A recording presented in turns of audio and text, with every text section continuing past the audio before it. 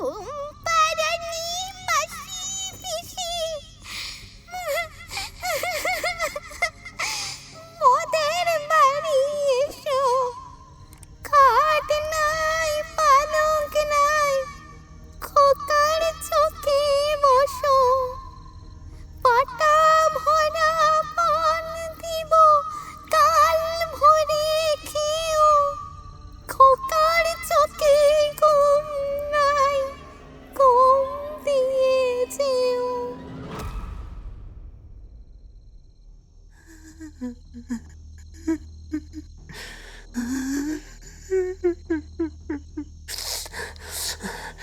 তুমি তুমি কি বলেছিলে?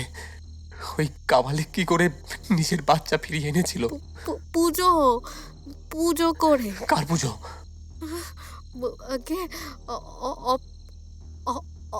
অপদেবতার। কথাটা প্রথমে বিশ্বাস হলো না আমার। পুলিশের সাথে বেশ কিছুক্ষণ কথাবার্তা বললাম, বোঝানোর চেষ্টা করলাম যে মা মানসিক রোগী ছিলেন, সুইসাইড প্রবণতা ছিল। শেষমেশ ওনারাও আর নিজেরা হ্যাপা পোয়াতে চাইলেন না, তাই আমিও একটু স্বস্তি পেলাম। মায়ের মুখাগ্নি করলাম, তারপরে 3 দিন পরে মায়ের শ্রাদ্ধ সম্পন্ন হলো। সবকিছুই বেশ নির্বিঘ্নেই ঘটল। বাড়িটাকে একটু পরিষ্কার পরিচ্ছন্ন করলাম, মূর্তিটা জঞ্জালে ফেলে দিয়েছিলাম। আমার মায়ের ঘরটা তালাবন্ধ করে রেখেছিলাম আমি। ভাবলাম যদি বাড়িটা কাউকে বিক্রি করে দেওয়া যায় তাহলে বেশ ভালো হয়। তারপরে মোটা দেখে একটা ক্যাশ পার্টি খুঁজতে শুরু করলাম। প্রথম দিকে কিছুই হলো না, তবে প্রথম ধাক্কাটা খেলাম তখন যখন আবার সেই মূর্তি আর আমার মাকে আমি দেখতে পেলাম। দাদা, পরিষ্কার করে দিয়েছি, কিন্তু দিদি তো এখনো ঘুমোচ্ছে। ডায়েরিটা একরকম উত্তেজক পর্ব পর্যন্ত পড়া হয়ে এসেছিল। ঠিক সেই সময়ে এসে খেই হারিয়ে ফেলল তন্ময়। সে ভেতরে গিয়ে দেখল মোটামুটি আগের থেকে পরিষ্কার হয়েছে। বাকি লোকজন বিদায় হলেও মদন তন্ময়ের সাথে থাকল। লাবণী এখনো অঘরে ঘুমোচ্ছে। তন্ময় ঘুরে মূর্তিটার দিকে তাকিয়ে বলল, ওই মূর্তি কেনাই কাল হলো আমাদের। ওটাকে ফেলে দিলে হয় না দাদা? ওটা ফেলে দিলে আবার ফিরে আসবে। তাহলে এখন কি করবে গো দাদা? তন্ময় এবারে বেশ ভয়ার্ত দৃষ্টিতে মদনের দিকে তাকিয়ে বলল, আজ রাতটা আমার সঙ্গে থাকতে পারবি মদন? কথাটা শুনে মদনেরও গলা শুকিয়ে কাঠ হয়ে গেল।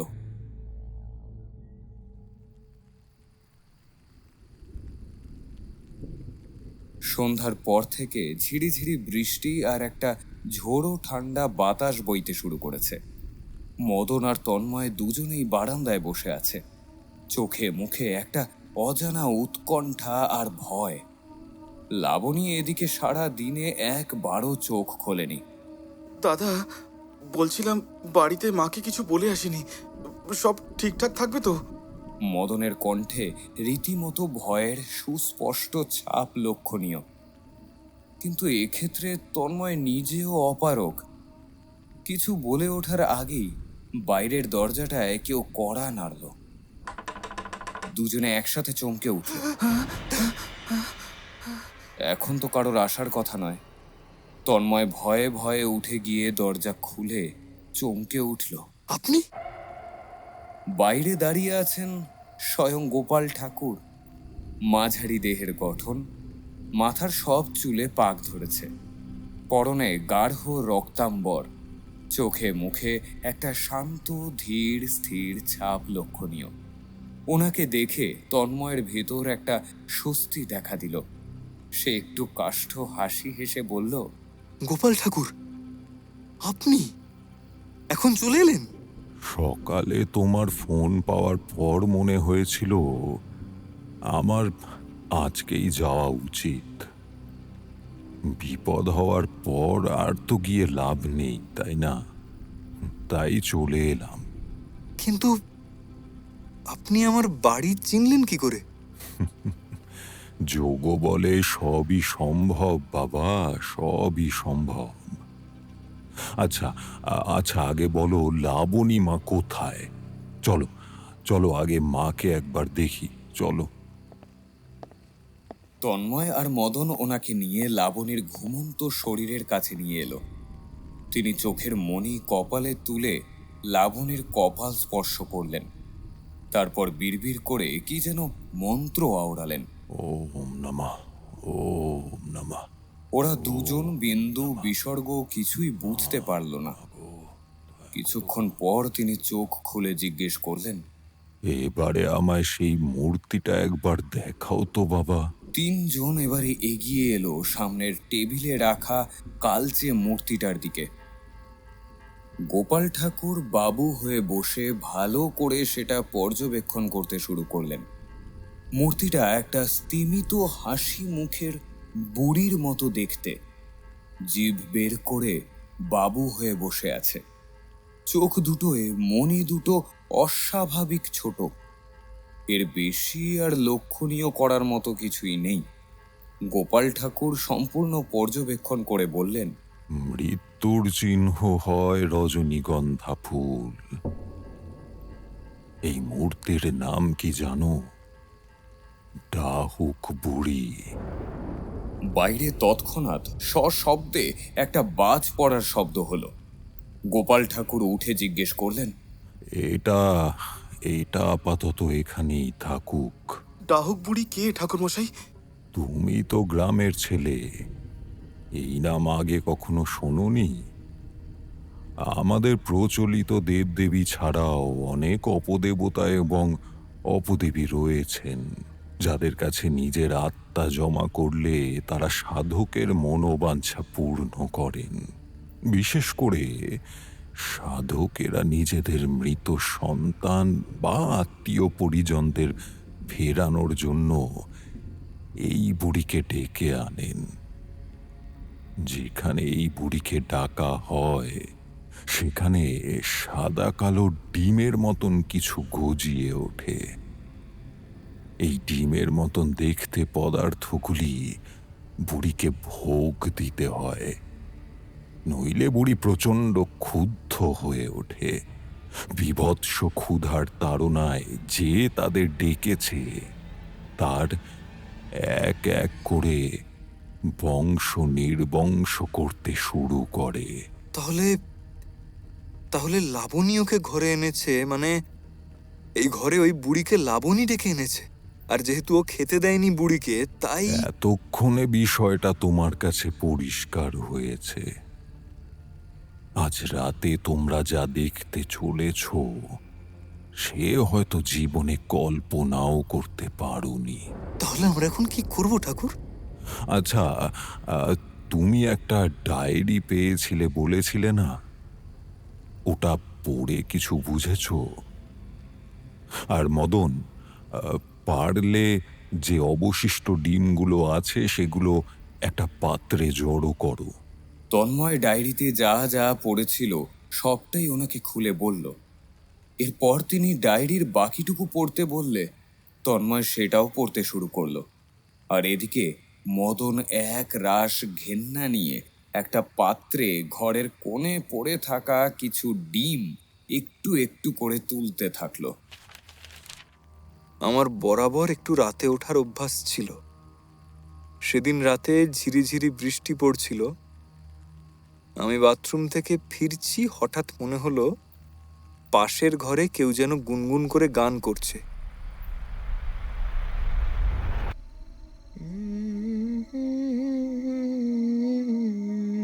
অত রাতে এমন একটা গলার আওয়াজ শুনলে যে কোনো মানুষেরই অবস্থা খারাপ হয়ে যাওয়ার কথা, তার উপর সেটা যদি হয় আমার মৃত মায়ের।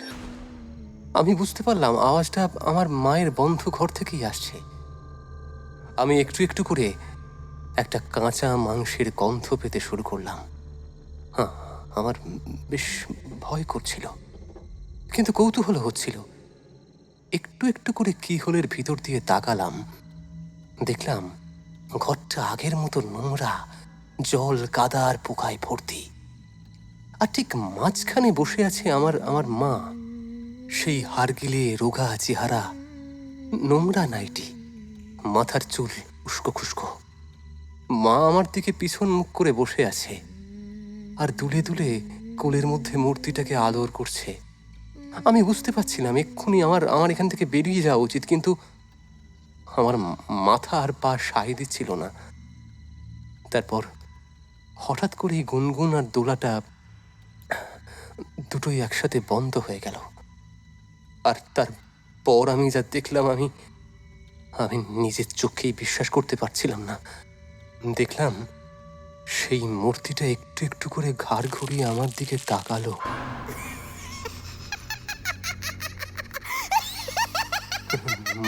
মূর্তির হাসিটা দুদিকের কান পর্যন্ত চওড়া হয়ে গেছে। সে জীবন্ত। আ- আবার আমি আমার মায়ের ডাকটা শুনতে পেলাম, যে ডাকটা আমি আমি ফোন ফোন করে শুনতে পেতাম, ওই ওই ডাকটাই। বাবাই, আমি কিন্তু সব জানি। চিনতে পারছিস আমায়? তারপরে আমি কোনো মতে ঘরে ঢুকে দরজাটা বন্ধ করে দিলাম। আদৌ ঠিক দেখেছি কিনা আমার মাথাটা কেমন যেন গোলমাল হয়ে যেতে লাগলো। আমি কিছুই বুঝতে পারছিলাম না। একটু পরে বাইরে থেকে দরজার ওপর পরপর আঘাত শুনতে পেলাম আমি। মা হাসতে হাসতে আমাকে আমাকে ডাকছে, আর আর আর তার মাথা দিয়ে দরজাটা বারবার আঘাত করছে। দরজা খোল। এই মুহূর্তটা বলে বা লিখে বোঝানো সম্ভব নয়। আমি ওই মূর্তিটাকে অনুভব করতে পারছি। একবার নয়, রোজ রাতে রোজ রাতে মা আসে, পিশাচের মতো হাসতে হাসতে আমার দরজায় মাথা ঠোকে, আর আর আমাকে ডাকে, আমাকে ডাকে। বাবাই, এই বাবাই, দরজা খোল। আমি কিন্তু সব জানি। তোকেও নিতে এসেছি। দরজা খোল, আয়। মা ডাকছে তো, আয়। তোকে মাংস খাওয়াবো, আয়। আমি রোজ সকালে উঠে দেখতাম আমার সারা বাড়িতে ছোট ছোট সাদা কালো ডিমের মতো ছড়িয়ে আছে। কোনোটা গোটা, কোনোটা ফাটা। সাদাটে কালচে পোকা কিলবিল করছে। আর উঠোনে একটা পচা গলা আধ খাওয়া মৃতদেহের টুকরো পড়ে থাকে। আমার আমার শরীর রোজ একটু একটু করে খারাপ হয়ে যাচ্ছে। মা আমাকে নিয়ে যাবে বোধহয়। যে এই ডায়েরিটা পড়ছে সে হয়তো ভাবছে আমি আমি আমি পালিয়ে গেলাম না কেন। চেষ্টা করেছিলাম, বুঝলেন, কিন্তু মা বেরোতে দেয়নি আমাকে। আমি প্রথম দিন রাতের পরেই পালানোর চেষ্টা করেছিলাম, বিশ্বাস করুন। ভেবেছিলাম মা পড়ে থাকুক এ বাড়িতে। কিন্তু কিন্তু বাড়ির মূল গেট পেরোনোর পর থেকেই আমার রক্ত বমি হতে শুরু করলো। শরীর খারাপ করে নাক মুখ দিয়ে রক্ত বেরোতে শুরু করলো। অদ্ভুত বিষয়, বাড়ি ফিরে আসতেই আমার শরীর আস্তে আস্তে ঠিক হয়ে গেল। আমি যতবারই ওই কালো মূর্তিটাকে ফেলে দিয়েছি, ঠিক ঠিক ঠিক তার পরের দিনই সকালে মায়ের ঘরে আবার মূর্তিটাকে আমি পেয়েছি। তাতেই বুঝলাম এটা আমার মনের ভুল কখনোই হতে পারে না। আমি মানসিকভাবে খুবই ভেঙে পড়েছি। জানি না আমি আমি আমি কতদিন বাঁচবো আমি জানি না, কিন্তু একদিন না একদিন মা আমাকে নিয়ে যাবেই। আমার শুধু এটুকুই বলার, যে এই মূর্তিটা পাবেন কোনো তান্ত্রিক বা কাপালিক দিয়ে এটার একটা কোনো ব্যবস্থা করবেন। কারণ মা কিন্তু এই মূর্তিটার টানেই বারবার ফিরে আসতো। দ্বিতীয়বার মূর্তিটার জন্য কারণ মৃত্যু হলে সেও বারবার ফিরে আসবে, যতক্ষণ না সেই বংশ নির্বংশ হচ্ছে। আর এই মূর্তিতে যারা বশ হয় তারা মাংস খায়, মানুষের মাংস। এবং এবং আর একটা কথা, যেটা আমি ছাড়া আর কেউ কোনোদিনও জানতো না। হয়তো আমার মা এটাই জেনে গিয়েছিল। তবে আমি যাওয়ার আগে সবকিছু জানিয়ে দিতে চাই। এই অবধি পড়ে তন্ময় থেমে গেল। ডায়েরির পরের পাতা থেকে সবকিছুই ফাঁকা। বেশ কয়েকটা পাতা উল্টিয়ে তন্ময় দেখল আর কিছুই নেই। বাইরে তখন মুষলধারে বৃষ্টি শুরু হয়েছে। এদিকে গোপাল ঠাকুর চোখ বন্ধ করে শুনছিলেন। হঠাৎ থেমে যাওয়ায় তিনি বললেন, কি হলো, থামলে কেন? এরপর থেকে সব পাতা ফাঁকা ঠাকুর। তন্ময় ডায়েরিটা এগিয়ে দিল গোপাল ঠাকুরের দিকে। তিনি একটু ভালো করে পর্যবেক্ষণ করে বললেন, ভালো করে দেখো, এইখানে এইখানে একটা পাতা ছেঁড়া আছে। অর্থাৎ এর মালিক প্রথমে লিখে নিয়েছিলেন, কিন্তু পরে হয়তো মনে হয় যে গোপন বিষয়ে গোপনই থাকুক, তাই হয়তো সেটা আবার ছিঁড়ে ফেলেছেন। মদন এমন সময় ভিতরের ঘরে ঢুকে তার লাবণী দিদিকে দেখতে গিয়েছিল, কিন্তু ঢুকেই হন্তদন্ত হয়ে বেরিয়ে এসে বলল, দিদি তো ঘরে নেই। সে কি, কোথায় গেল? ওনারা দুজন ঘরে ঢুকে দেখলেন বিছানা অবিন্যস্ত, জানালার একটি শিক ভাঙা, কিন্তু কখন কিভাবে এসব হলো তার বিন্দু বিসর্গ টের পায়নি কেউ। শোনো বাবা তন্ময়, যাই দেখবে বাড়ি ছেড়ে যাবে না, তাহলে কিন্তু আমিও আর বাঁচাতে পারবো না।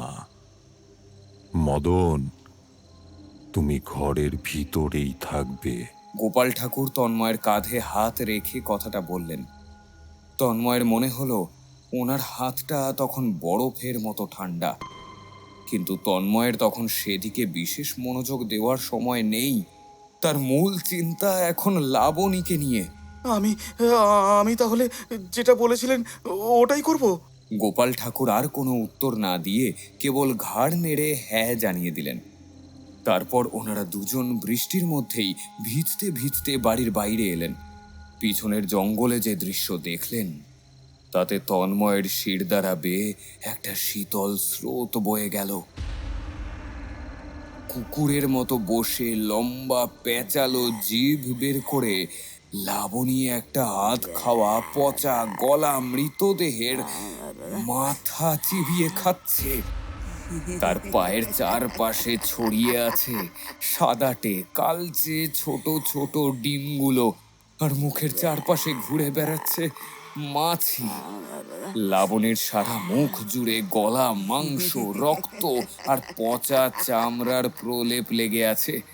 কত জন্মের বুভুক্ষুর মতো সে মাথাটা চিবিয়ে চিবিয়ে খাচ্ছে। আশেপাশের বাতাস জুড়ে একটা পচা উটকো গন্ধ বের হচ্ছে। হঠাৎ খাওয়া থামিয়ে লাবণী তাদের দুজনের দিকে তাকালো।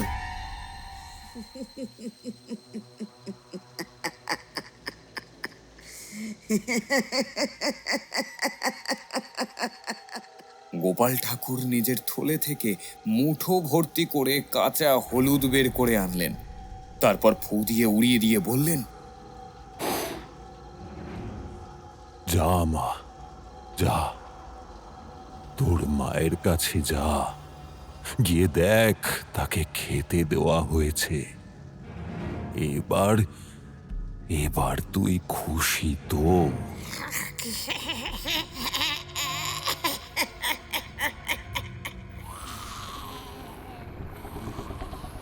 তারপর এক লাফে ওই শিক ভাঙা জানালা দিয়ে আবারও ঘরের ভিতরে ঢুকে গেল সে। তন্ময় চোখের সামনে একটা ভয়ঙ্কর অলৌকিক সার্কাস দেখছে বলে মনে হচ্ছে। দাদা! সাথে সাথে ভিতর থেকে মদনের চিৎকার শুনতে পেল ওরা। গোপাল ঠাকুর দ্রুত ঘরের ভিতরে চলে গেলেন। তন্ময়ের পা নড়ছিল না, তাও কোনো মতে টলতে টলতে ঘরের ভিতরে এসে স্তম্ভিত হয়ে দাঁড়িয়ে পড়ল। দেওয়ালের ওপর চ্যাটচ্যাটে আঠার মতো লেগে আছে লাবণী। বিকৃত অকৃত্রিম হাসি নিয়ে জিভ বের করে সে নিচে নামছে একটা ঘৃণ্য দ্যালদ্যালে নরম মাংসপিণ্ড হয়ে। মদন একদিকের দেয়াল ঘেঁষে ফ্যাল ফ্যাল করে তাকিয়ে আছে সেদিকে। হামাগুড়ি দিয়ে এগিয়ে এসে সে ষষ্ঠাঙ্গে শুয়ে পড়ল মূর্তির সামনে। লাবণীর মুখ থেকে মৃদু স্বরে গোঙানি বেরিয়ে আসতে থাকলো। মূর্তির সামনে রাখা ডিমগুলো ফেটে এবারে একটু একটু করে কিলবিল করে পোকা বেরিয়ে মূর্তিকে ঢাকতে শুরু করলো।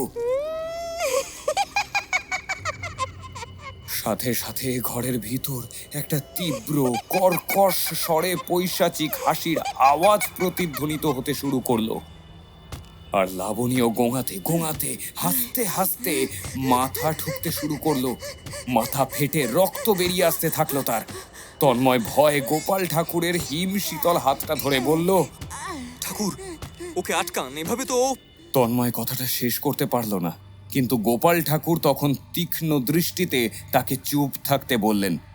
মদন ততক্ষণে অজ্ঞান হয়ে গেছে। তন্ময় দেখল লাবণী নিজের মাথা থেকে বেরিয়ে আসা রক্ত নিজেই চাটছে।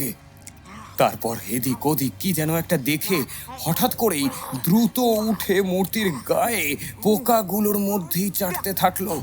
ওকে ওকে সরাও, হাত লাগলো তন্ময়। গোপাল ঠাকুর দ্রুত লাবণীকে সরিয়ে আনতে চাইলেন।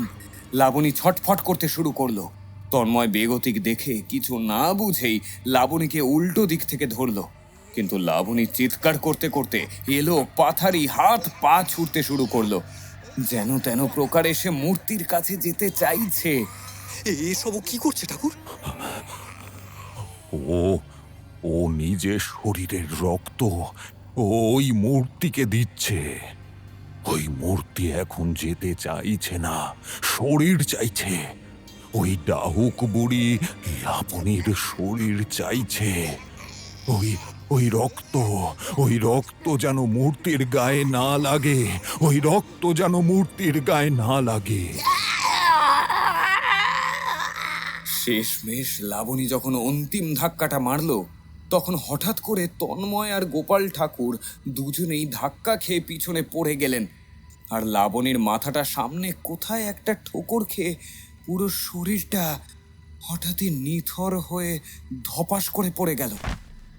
তন্ময় দ্রুত উঠে গিয়ে লাবণীর সামনে গিয়ে দেখল তার পুরো মুখটা ফ্যাকাশে হয়ে গেছে, কপালটা ফেটে কালচে লাল রক্ত বের হচ্ছে, মুখের ওপর দুটো পোকা কিলবিল করছে। সেটা ঘেন্না নিয়ে তন্ময় সরিয়ে দিল। লাবণীর শুকিয়ে যাওয়া দেহটা কোলে নিয়ে এসে ডাকতে থাকলো, লাবণী, এই এই লাবণী, চোখ খোলো লাবণী। গোপাল ঠাকুর উঠে গিয়ে মূর্তিটা ভালো করে দেখলেন।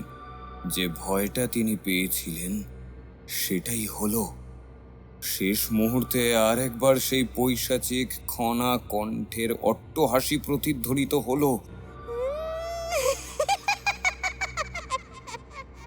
তন্ময় বেশ ভয় পেয়ে আছে এখনো। লাবণী এখনো অজ্ঞান হয়ে আছে। হাসির শব্দটা হঠাৎ করেই বন্ধ হয়ে গেল। গোপাল ঠাকুর একটা দীর্ঘশ্বাস ফেলে বললেন, লাবণী মাকে শুইয়ে দাও। আপাতত আপাতত বিপদ কেটে গেছে। তন্ময় লাবণীকে কোলে নিয়ে খাটে শুইয়ে দিতে থাকলো। বাইরে বৃষ্টির পরিমাণ একটু কমে এসেছে, তবে তন্ময় একটা জিনিস লক্ষ্য করেনি। গোপাল ঠাকুর নিজের ওড়নির কোচা দিয়ে মূর্তির পায়ের কাছে লেগে থাকা কিছুটা কালচে লাল তরল মুছে দিলেন।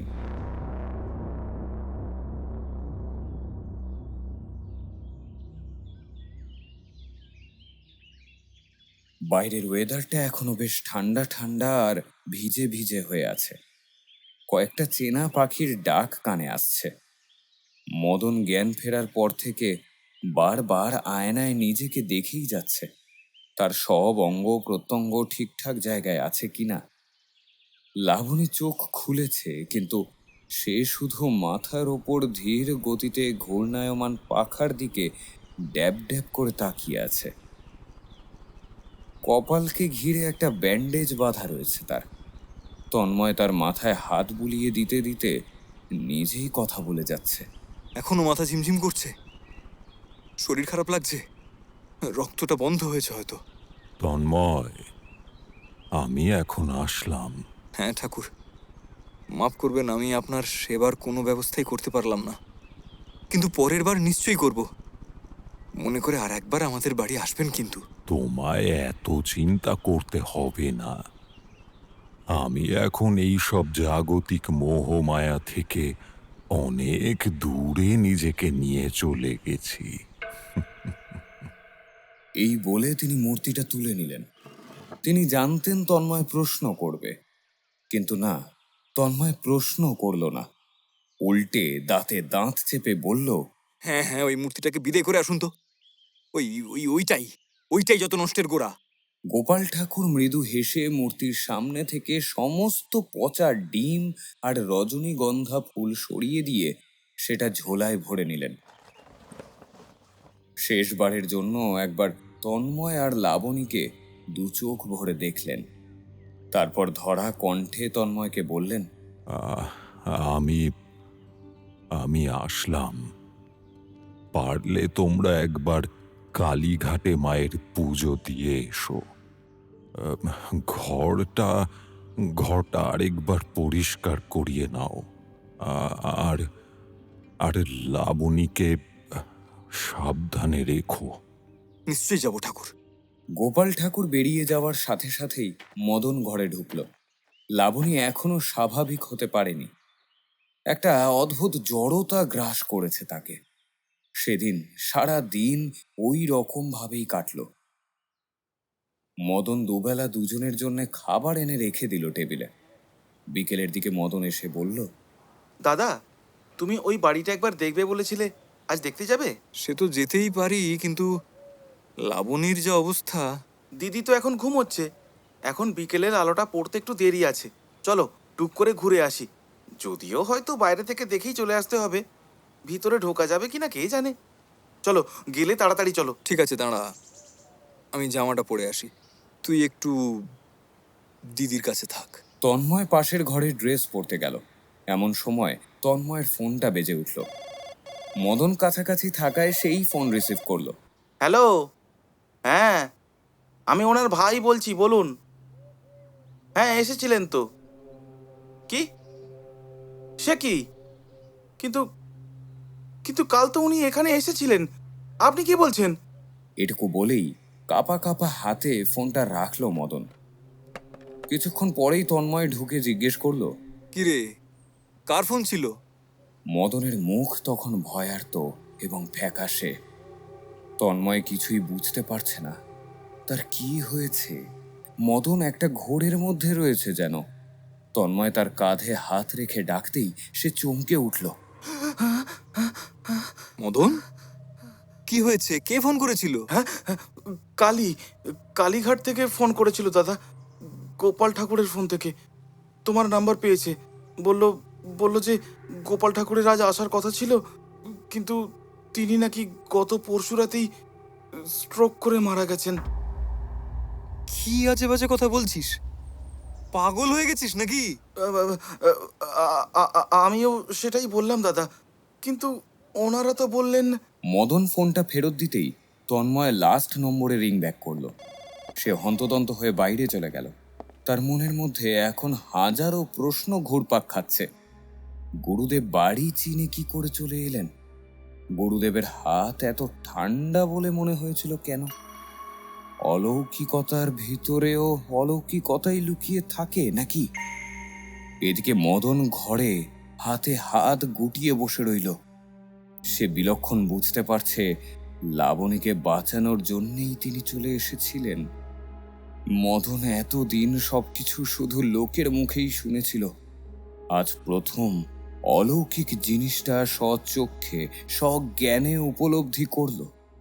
একটু পরে বিধ্বস্ত শরীরে তন্ময় ঘরে ঢুকে দেখল খাটের ওপর লাবণীর শরীরটা শুয়ে আছে।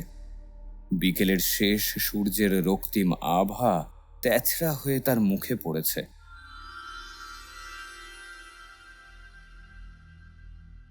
কি মিসেস চ্যাটার্জি, বিশ্বাস হলো?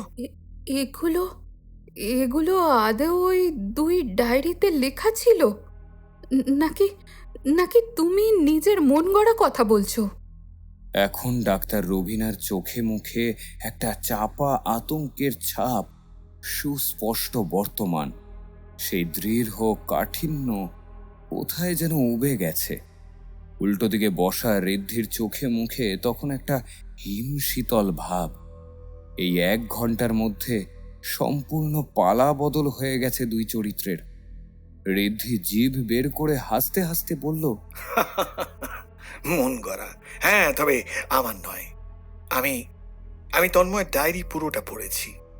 তাতে জেনেছি ওরা সেদিন বিকেলে ওই ওই কৌশিকের বাড়ি গেছিল, ভেতরেও ঢুকেছিল। আর সেখান থেকে কি পেয়েছিল জানো? ঋদ্ধির প্রতিটা শব্দ এক এক করে তীক্ষ্ণ বাণের মতো ডাক্তার রবিনার বুকে বিঁধছিল। অধীর আগ্রহে তিনি অপেক্ষা করছিলেন ঋদ্ধির উত্তরের। তবে ঋদ্ধি মুখে কিছুই বলল না। উল্টে নিজের পকেট থেকে বের করে আনলেন একটা পুরনো আধ পোড়া নোংরা কাগজের টুকরো। সেটা ডাক্তার রবিনার দিকে এগিয়ে দিতেই কাপা কাপা হাতে কাগজটা ধরে তীব্র উৎকণ্ঠাকে অবদমিত করে তিনি পড়া শুরু করলেন। এমনিতেই অন্ধকার, তার উপর এত অপরিচ্ছন্ন কাগজ, কিন্তু লেখাগুলো স্পষ্ট হওয়ায় বিশেষ অসুবিধে হলো না। এতক্ষণ ধরে আপনারা যা শুনলেন সবই সত্যি, কিন্তু কিন্তু একটা সামান্য পরিবর্তন আছে, বুঝলেন?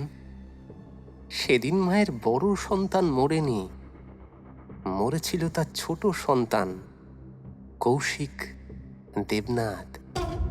আর আমি তার বড় ছেলে রোহন দেবনাথ।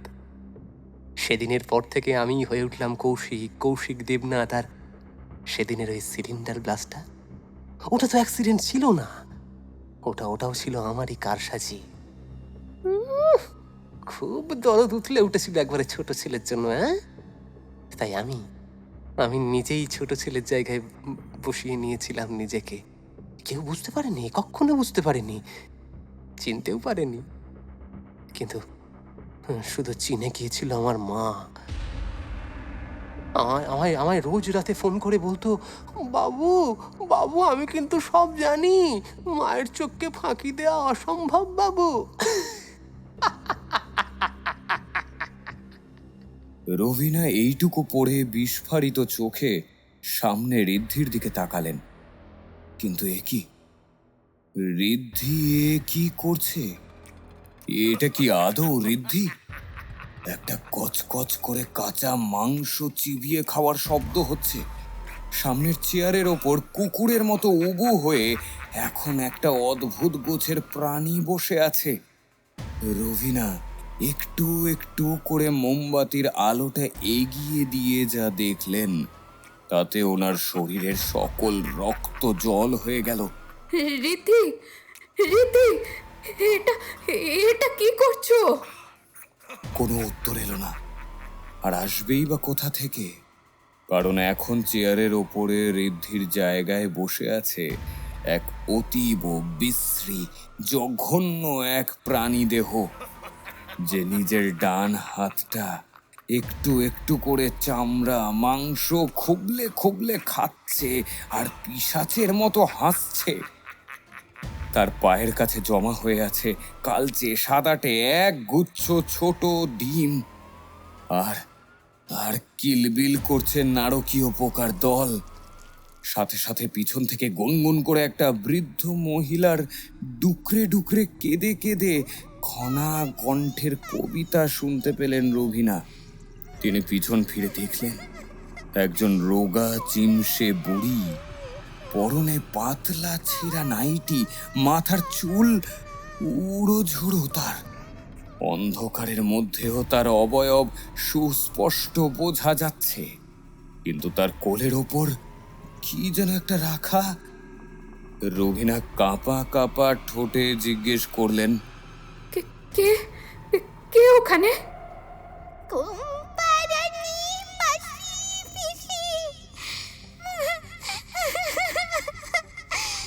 ওদের বাড়ি এসো, খাট নাই পালঙ্ক নাই, খোকার চোখে বসো, পাটা ভরা পান দিব, কাল ভরে খেও, খোকার চোখে ঘুম নাই, ঘুম দিয়েছে। অনেক ছোটবেলায় কবিতাটা শেষ শুনেছিলেন তিনি। এখন যে এরকম রক্ত জল করা পরিস্থিতিতে সামান্য কবিতাটা এতটা ভয়ঙ্কর লাগবে সেটা হয়তো তিনি স্বপ্নেও কল্পনা করেননি। কিছুক্ষণ পর দুলুনি আর গুনগুন গান দুটোই বন্ধ হয়ে গেল। গল্পে শোনার মতো তিনি এবারে দেখলেন ওনার কোল থেকে জীবন্ত হয়ে একটু একটু করে ঘাড় ঘুরিয়ে তার দিকে তাকাচ্ছে সেই কালচে বৃদ্ধার মূর্তিটা।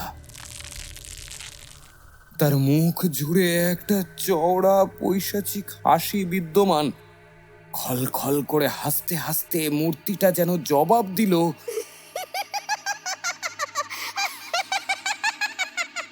কি রে কি রে মেয়ে, চেনা যাচ্ছে?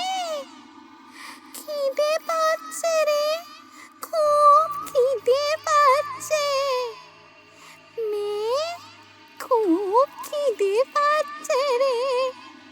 কতদিন কিছু খাই না আমি, মাংস খাবো, মানুষের কাঁচা কাঁচা মাংস।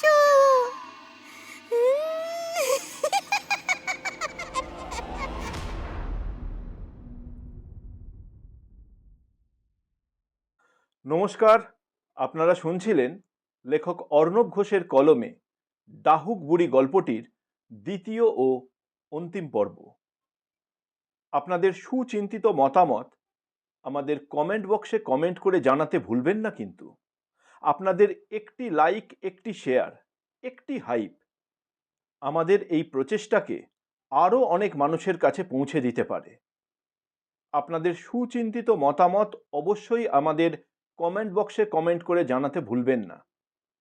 গল্প আপনাদের কেমন লাগলো, ভালো লাগলো না খারাপ লাগলো, আরও কিভাবে আমরা উন্নতি করতে পারি, আপনারা কি ধরনের গল্প আরও শুনতে চাইছেন, সমস্ত কিছু আমাদের কমেন্ট বক্সে কমেন্ট করে জানান। আমাদের প্রচেষ্টা থাকবে আপনার পছন্দ আপনার কাছে খুব তাড়াতাড়ি পৌঁছে দেবার। প্রতি শনিবার ঠিক রাত 10টায় আমরা আবার আসব আপনাদের কাছে আপনাদের পছন্দসই গল্প নিয়ে। আজ আসি, শুভরাত্রি, নমস্কার।